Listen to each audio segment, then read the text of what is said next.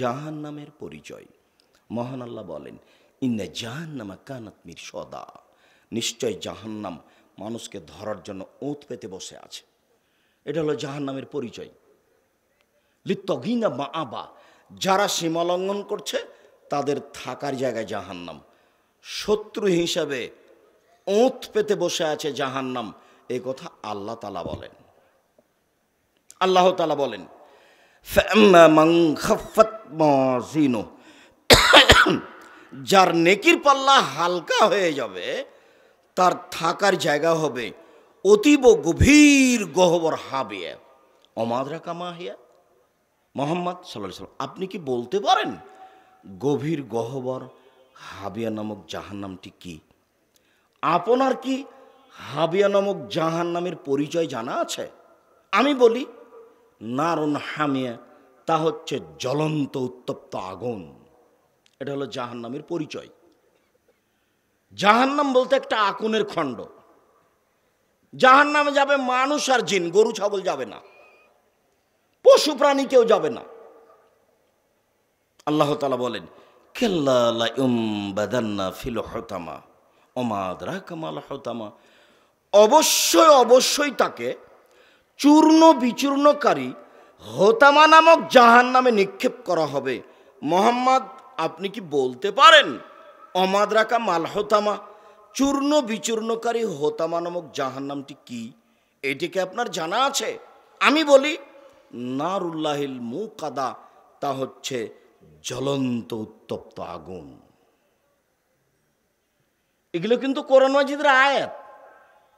আবার শেষ পারাতে আছে যেটা আপনার মুখস্থ আছে। আপনি তো কোনোদিন দেখেননি, এমনি বয়স পার হয়ে গেল। আমি কত অনুরোধ করেছি যে আপনি প্রত্যেক দিন কোরআন মাজিদ পড়বেন। আজকে আপনি পড়েছেন কিনা আমার মনে হয় না। সূরা ইখলাস 3 বার পড়েছেন। আমি আপনাকে হাত উঠাতে বলে অপমান করতে চাই না। তবে যদি না পড়ে থেকেছেন তো ভুল হয়েছে, একবারে কান ধরে তওবা করবেন এইভাবে যে আল্লাহ ভুল হয়ে গেছে, আমার যেন কোনোদিন আর পার না হয় সূরা ইখলাস অন্তত 24 ঘন্টায় 1 বার 3 বার না পড়ে। বুঝাতে পারিনি কথা মনে হয়। আপনাকে আমি কতদিন বললাম যে সূরা ইখলাস 3 বার পড়লে কি হবে? কি হবে? একবার কোরআন মাজিদ পড়ার সমান নেকি হবে। তো এতে আপনার সমস্যা কোথায়? ব্যাগ আপনি ভরে নিচ্ছেন না কেন? ওর কি ঠেকা বাঁধেছে আপনাকে নেকি দিতে পারবে না? তো আপনার ব্যাগ ভর্তি করে নিতে আপনার সমস্যা কোথায়? আপনি সূরা হাসরের 3 আয়াত পড়তে গেলেন ফজরের পরে, বেদাতি হয়ে আপনি। সম্মানিত দিনী ভাই বোন, মহান আল্লাহ বলেন, সাউসলিহে সাকার, অচিরে আমি তাকে সাকার নামক জাহান্নামে নিক্ষেপ করব।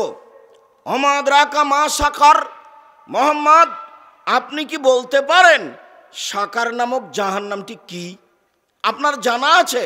আমি বলি, লা তুবকি ওয়ালা তাদার, সাকার এমন একটি জাহান্নাম যেখানে মানুষ মরেও না, যেখানে মানুষ বাঁচেও না, তার নাম জাহান্নাম। মরে গেলে শেষ হলো না, বাঁচলাম শেষ, বাঁচলাম না। আল্লাহ বলছেন, আপনাকে আমি কি দিয়ে বুঝাই জাহান্নাম কি জিনিস? কবর যত কঠিন, কিয়ামত তার চেয়ে অনেক বেশি কঠিন। কিয়ামত যত কঠিন, জাহান্নাম তার চেয়ে অনেক অনেক অনেক বেশি কঠিন।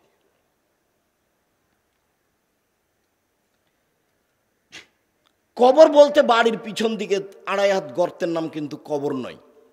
কবর বলতে একটা সময়। কবরে চাপ দিবে মানে ডান দিকের মাটি বাম দিকের মাটি একবারে চাপা লেগে হাড় একটার সাথে আর একটা ঢুকে একবারে জমা লেগে যাবে। আরো চিৎকার করবে বাপরে মারে করে, সারা পৃথিবীর সব কিছু তার চিৎকার শুনতে পাবে, মানুষ এবং জিন ছাড়া। আপনি মনে করিয়েন না যে তাকে কবর চাপছে, এটা হলো তার একটা শাস্তি তার আত্মার ওপরে। আপনি কবর খুঁড়ে কিছু দেখতে পাবেন না, এটা স্বপ্নের মতো, আত্মা কষ্ট পাবে। কবরই যদি কবর হতো তাহলে যাকে বাঘে খেলো তার কবর কোথায়? আপনাদের কবরস্থানের কবরই যদি কবর হয় তাহলে যে আগুনে জ্বলে মারা গেল তার কবর কোথায়?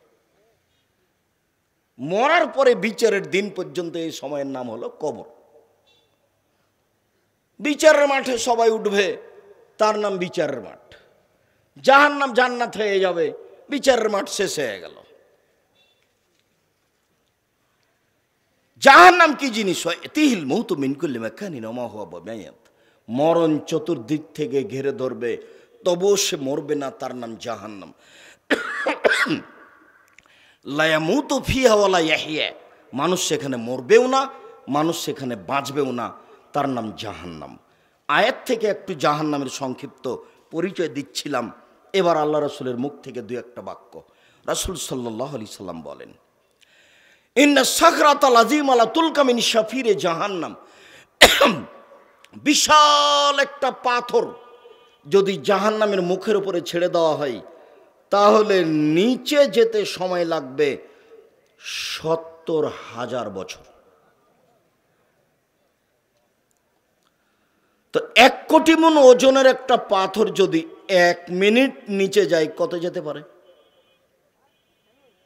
১ ঘন্টা, ১ মাস, ১ বছর, ১০০ বছর, ১০০০ বছর, ৭০,০০০ বছর।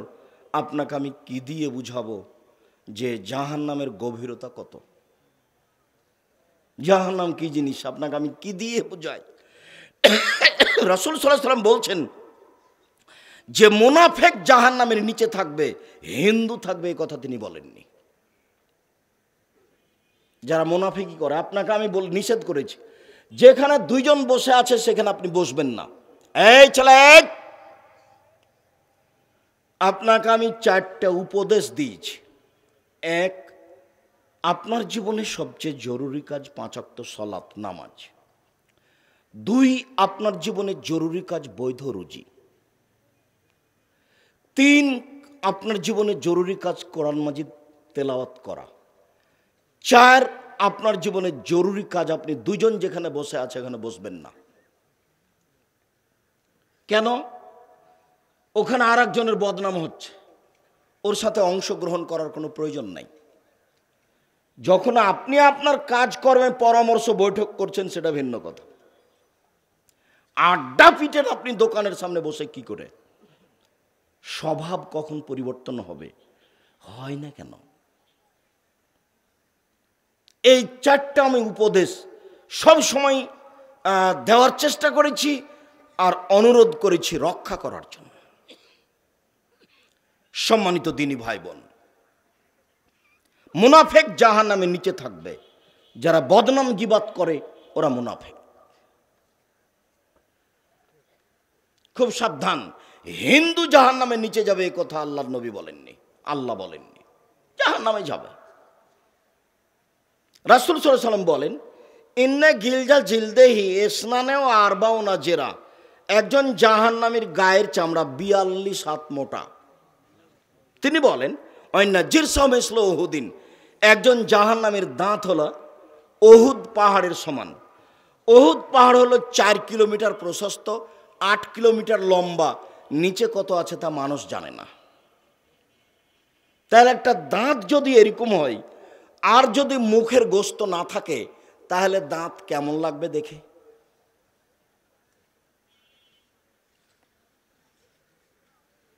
আপনাকে আমি এই বিভৎস আকৃতি বুঝাতে পারি না। আপনাকে আমি অনুরোধ করেছিলাম যে আপনি মরণ একদিন আসবে, এই বইটা একটু পড়েন। আমাদের চাঁপাইনবাবগঞ্জ দেবীনগরের অঙ্কের মাস্টার আমাকে একদিন বলছেন, আব্দুর রাজ্জাক, মরণ একদিন আসবে, এটা তো কমন কথা, এই নামে বই লিখো কেন? এ নামে কেন বই লিখো? তখন আমি বললাম যে মাস্টার সাহেব, আপনি একবার পড়েন তো। পরে দেখা যাচ্ছে বলে আমি 10 বার পড়েছি, 10 বার। বই যে এমন হতে পারে এসব কথা থাকে তা আমি কোনোদিন ভাবিনি। বিস্তারিত বিবরণ দেওয়া আছে জাহান্নাম জান্নাতের, মরণ একদিন আসবেই। একটু পড়া উচিত। কত পরিশ্রম করে লিখলাম আর আপনি 100 টাকা খরচ করা ভারী মনে করলেন। মাসিকা লিতেশাম পত্রিকা 20 টাকা দিয়ে 25 টাকা দিয়ে আপনার কাছে আসবে, এটা আপনার কাছে ভারী হয়ে গেল। জবাব আমাকে দিতে হবে না। আমি যদি কোথাও ত্রুটি করি স্বার্থপরতা থেকে থাকে আমার, তাহলে জবাব আমাকে দিতে হবে। তবে আমি জাতির সামনে বলে যাচ্ছি, আল্লাহে আল্লাহর কসম, আল্লাহে আল্লাহর কসম, আল্লাহে আল্লাহর কসম, আমি আব্দুর রাজ্জাক বিন ইউসুফ 90 সাল থেকে নিয়ে এখন পর্যন্ত স্বার্থে কোনো বাক্য বলিনি। আমার নিজস্ব বলে কোনো কিছু নেই, আমার কাছে কোনো টাকা পয়সা হিসাব নিকাশ কিছু নেই। ছেলে মেয়ে কি খাবে কি করবে সেই চিন্তা আমি করি না। আমার দাদা আমার বাপের করেনি, আমার বাপ আমার করেনি, আমি আব্দুল্লাহ আব্দুর রহমান কি করে খাবে সেই চিন্তা আমি করি না।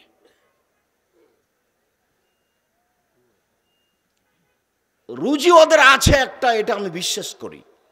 আমি আপনাদেরকে বলেছি যে নিজের ছেলে মেয়ের জন্য যেমন দোয়া করেন, আব্দুল্লাহ আব্দুর রহমান আব্দুর রহিম তাদের জন্য দোয়া করবেন, তাদেরকে যেন আল্লাহ জাতির একটা বড় খাদেম হিসাবে কবুল করে। তাদের কোনো ভুল ত্রুটি থাকলে যেন আল্লাহ ঠিক করে দেন। আমার জানা অনুপাতে স্বার্থ ছাড়াই তারা দিন ধর্ম শিখব বলে মনে করছে।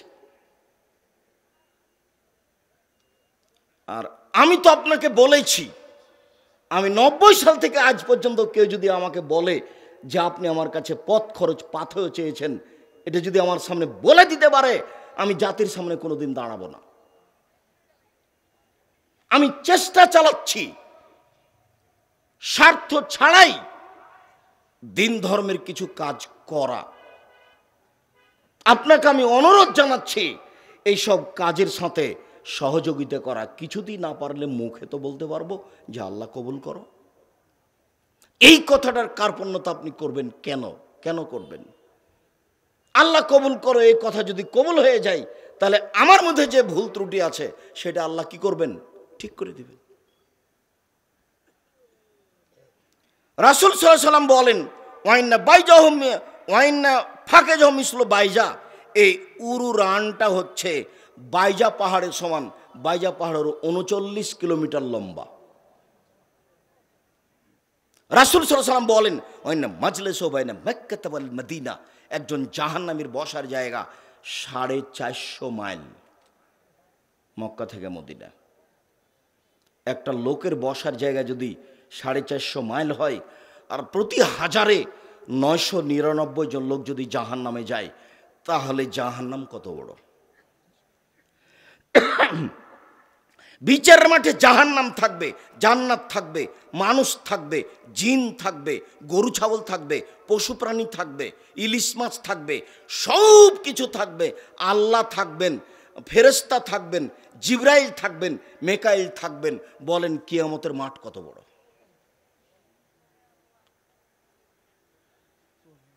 একজন জাহান্নামীর বসার জায়গা যদি 450 কিলোমিটার হয়, তাহলে 1999 জন লোক যদি জাহান্নামে যায়, তাহলে জাহান্নাম কত বড়! বিচারের মাঠে জাহান্নাম থাকবে, জান্নাত থাকবে, আল্লাহ থাকবেন, ফেরেশতা থাকবেন, মানুষ থাকবে, জিন থাকবে, পশু প্রাণী থাকবে, গরু ছাগল থাকবে, সব কিছু থাকবে। বলেন কিয়ামতের মাঠ কত বড়! আপনি তো কোনোদিন কোরআন মাজিদ পড়েন না। আল্লাহ বলছেন, ওই ইদাল আরজ মুদ্দাত, যেদিন পৃথিবীকে বড় করে দেওয়া হবে, সম্প্রসারিত করে দেওয়া হবে, যেদিন সাগরে আগুন লেগে যাবে, সাগরে আগুন লেগে যাবে, তারপরে পানি যখন শেষ হয়ে যাবে, তখন পৃথিবীকে সমতল করে দেওয়া হবে। আল্লাহ আরদিন বাইদা, মানুষকে একত্রিত করা হবে সমতল সাদা জমিনের উপরে। কোনো উঁচু নিচু থাকবে না, কোনো হিমালয় উঁচু পাহাড় থাকবে না। বিচারের মাঠ তাহলে কত বড়! একটু চিন্তা ভাবনা করা দরকার। মরণ তো চলে আসবে, বয়স তো দেখতে দেখতে এখন 60, 70, 90। এত ভাবছেন কেন? মরার প্রস্তুতি নেন, এটাই ভালো হবে। সংক্ষিপ্ত জাহান্নামের পরিচয় শেষ করলাম। জাহান্নামকে বিচার মাঠে টেনে নিয়ে যাওয়া হবে। আল্লাহ তাআলা বলেন, ও জিয়া ইয়াউমা ইদিম বে জাহান্নাম, জাহান্নামকে টেনে হেঁচড়ে বিচারের মাঠে নিয়ে যাওয়া হবে। রাসূল সাল্লাল্লাহু আলাইহি সাল্লাম বলেন, ইজয়াউমাল কিয়ামাবে জাহান্নাম ওয়ালাহ সাবুনা আলফা জেমাম, জাহান্নামকে টেনে হেঁচড়ে বিচার মাঠে নিয়ে যাওয়া হবে। জাহান্নামের গায়ে থাকবে 70,000 লোহার রশি, এক একটা রশিতে থাকবে 70,000 ফেরেশতা। একজন ফেরেশতা এই গোটা পৃথিবীকে এইভাবে হাত ঢুকে উল্টে দিতে পারেন। এতগুলো ফেরেশতা টেনে জাহান্নামকে বিচারের মাঠে নিয়ে যাবেন। অবাক, জাহান্নাম কথা বলতে পারে, top top top top top top করে জাহান্নাম কথা বলবে। আপনার মোবাইলটাই কথা বলে। আপনি তো আগে অবাক মনে করছিলেন। আপনাকে আমি বলেছি, কোনো মানুষকে অপরাধী প্রমাণ না করে আল্লাহ জাহান্নামে দিবেন না। একটা প্রমাণ, আপনাকে পড়তে বলা হবে আপনার কর্ম, ইকরা পড়ো তুমি। তখন আপনি পড়বেন আর বলবেন, মালি হাদিল কিতাব লা ইগাদিরু সাগীরাতাল্লা কবীরা, কি আশ্চর্য ধরনের বই, আমার সবই কথা লেখা আছে গো। তা আপনি পড়ে দেখে নেন কত পাপ লেখা আছে। তারপরে আপনার সামনে তুলে ধরা হবে মিসকালা যারাতিন খাইরাইয়ারা, একবারে টিভির পর্দার মতো চলে আসবে সব কর্ম আপনার সামনে। 71-72 থেকে কি হয়েছে, টিভিটা চালু করলে সব চলে আসছে। সাদ্দামের কর্ম সব চলে আসলো, সব চোখের সামনে চলে আসলো। পুরো জীবন সব চোখের সামনে চলে আসবে, আল্লাহ বলছে। তারপরে মাটি আপনার সামনে কথা বলবে, ইয়াউমাইজিন তুহাদ্দিসু আখবারাহা, top top top top top top করে মাটি আপনার বিরুদ্ধে কথা বলবে, আপনার কর্ম নিয়ে কথা বলবে। খুব কঠিন। মুখ বন্ধ করে দেওয়া হবে, হাতে কথা বলবে, পায়ে বলবে ঠিক বলেছ। খুব বড় বেকায়দায়। বিচারের মাঠ বড় কঠিন। কবর যত কঠিন, কিয়ামত তার চেয়ে অনেক অনেক অনেক বেশি কঠিন। কিয়ামত যত কঠিন, জাহান্নাম তার চেয়ে অনেক অনেক অনেক বেশি কঠিন। জাহান্নাম কথা বলতে পারে, ফাস্তাকাতিন নার ইলা রাব্বিহা, জাহান্নাম তার প্রতিপালককে অভিযোগ করে বলল, প্রতিপালক ইয়াতি বাজহা বাজান, আমার কিছু অংশকে ধরে খাচ্ছে। এদিকের আগুন ঝাপটা মেরে ওই দিকের আগুনকে ধরে খাচ্ছে, আমার একটু কথা শুনবেন কি, ভিতরের শাস্তিকে একটু হালকা করে দিবেন। তখন আল্লাহ বলছেন, আচ্ছা ঠিক আছে, মেনে নিলাম, বেনাফসাইনে দুইটা শ্বাস দিয়ে, একবার ছাড়ো আর একবার ধরো, একবার ছাড়ো একবার ধরো। একবার ছাড়লে পৃথিবী 6 মাস গরম থাকবে, আর একবার ধরলে পৃথিবী 6 মাস ঠান্ডা থাকবে। আর না হলে ঠান্ডা এলাকা থেকে একবার ছাড়ো, তাহলে পৃথিবী 6 মাস ঠান্ডা থাকবে। গরম এলাকা থেকে একবার ছাড়ো, তাহলে পৃথিবী 6 মাস গরম থাকবে। ওই শ্বাস পৃথিবীতে যেভাবে আসছে, যেখানে যত বেশি আসছে সেখানে তত গরম, যেখানে যত কম আসছে সেখানে তত গরম কম। কথা কি বুঝাতে পেরেছি? জাহান্নাম কথা বলতে পারে। বিচারের মাঠে যখন জাহান্নামকে দেওয়া হবে, তখন জাহান্নামকে বারবার আল্লাহ বলবেন, তুমি কি পূর্ণ, তুমি কি পূর্ণ? তখন জাহান্নাম বলবে, আর কি কিছু আছে, মানে থাকলে দেন। তাহলে বোঝা যাচ্ছে মানুষ দিয়ে জাহান্নাম পূর্ণ হবে না। ফওয়াজা কাদামাহু, তখন আল্লাহ তাআলা তার পাখানাকে জাহান্নামে ঢুকিয়ে দিবেন। এনজাবি বাজাবো বাজিন, তখন জাহান্নামে কিছু অংশের মধ্যে ঢুকে আঁটো সাঁটো হয়ে চেপা লেগে যাবে। তখন জাহান্নাম বলবে, কত কত কত, যথেষ্ট যথেষ্ট যথেষ্ট। জাহান্নামের খড়ি হবে মানুষ ও পাথর। অকুদহান নাস ওয়াল হেজারা, জাহান্নামে কোনো খড়ি থাকবে না, মানুষ আর পাথর। যত মূর্তি দেখতে পাচ্ছেন বাংলাদেশের মাটিতে, এরকমই ভারতের মাটিতে আছে, এরকম অন্যান্য দেশে আছে। সব মূর্তিগুলিকে জাহান্নামে দেওয়া হবে আপনাকে বোকা বানানোর জন্য। তোকে দিয়েছি, তোর নেতাকে দিয়েছি, ঠেকা বেটা দেখি। মূর্তিগুলো দিয়ে জাহান্নামকে খেপিয়ে তোলা হবে, আর আপনাকে দিয়ে, মানুষকে দিয়ে। আল্লাহ বলছেন জাহান্নামের খড়ি হলো মানুষ ও পাথর, ওখানে কোনো কয়লা নেই। জাহান্নামীদেরকে বেঁধে নিয়ে যাওয়া হবে। আল্লাহ বলছেন খুজুহু ফাগুল্লু সুমাল জাহিম আসাল্লু, এদের ধরো, এদের শিকলবন্দি করো, এদের টেনে হেঁচড়ে জাহান্নামে নিয়ে যাও। ফেরেশতারা ধাক্কা মেরে ফেলে দিয়ে পা ধরে টেনে হেঁচড়ে নিয়ে যাবে জাহান্নামে। বিচারের মাঠে হাত বাঁধা থাকবে কেন? অপমান করার জন্য। বিচারের মাঠ থেকে কেউ পালিয়ে যাবে? রংপুর গাইবান্ধা পলাশবাড়ির মুজিবুর বিএসসি বলেছিলেন, আমি নিজেই হাজতে জেলে যাব, আমার হাতে যেন হাত করা না দেওয়া হয়। এটা তার মান সম্মানের ব্যাপার।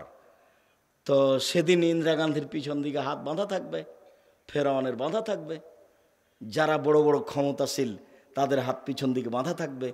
তখন দেখবে অধীনস্থ জনগণ কিয়ামতের মাঠ কাকে বলে।